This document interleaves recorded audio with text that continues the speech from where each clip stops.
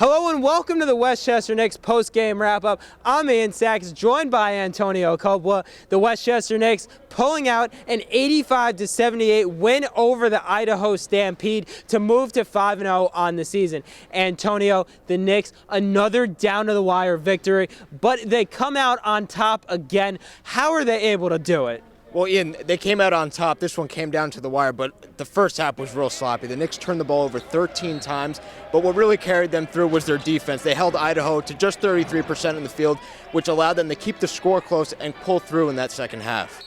Now, the way that they were able to do that was their spark plugs off the bench who played some pivotal minutes in the fourth quarter. You look at Jordan Crawford and you look at Kevin Capers. Antonio, how much did they help this team propel to victory? Well, Capers came in the fourth quarter, Ian, off the bench and started an 11-2 run all by himself, and that was huge because that really got them going, got the crowd into the game. You mentioned Jordan Crawford. It looks like he and Travis Trice in that backcourt is a very lethal tandem, and I think Coach Miller might look to that in the future. We've done it a little bit.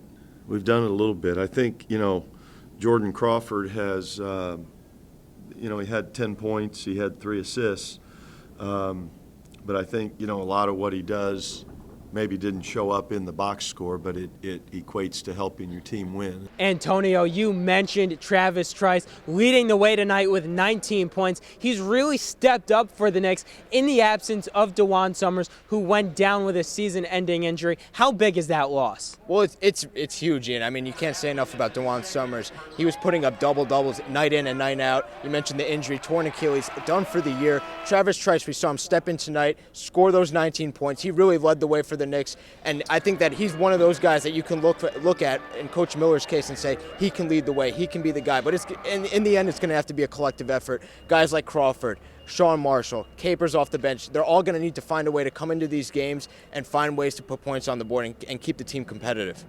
Westchester now at 5-0 with the best record in the NBA D-League.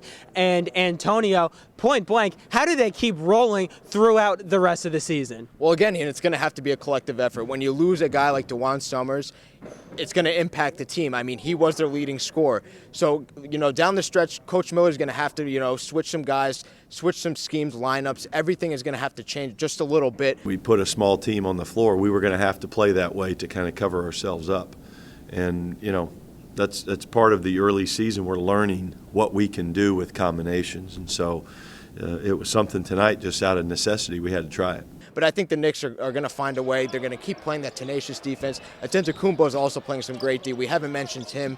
I mean, they're going to have to find a way to just replace Summers as a collectively with a bunch of different players together. Well, all great stuff. Westchester will look to go to 6-0 when they play right back here at the County Center Monday night. For Antonio Coppola, I'm Ian Sacks, signing off for the Westchester Knicks post-game wrap-up.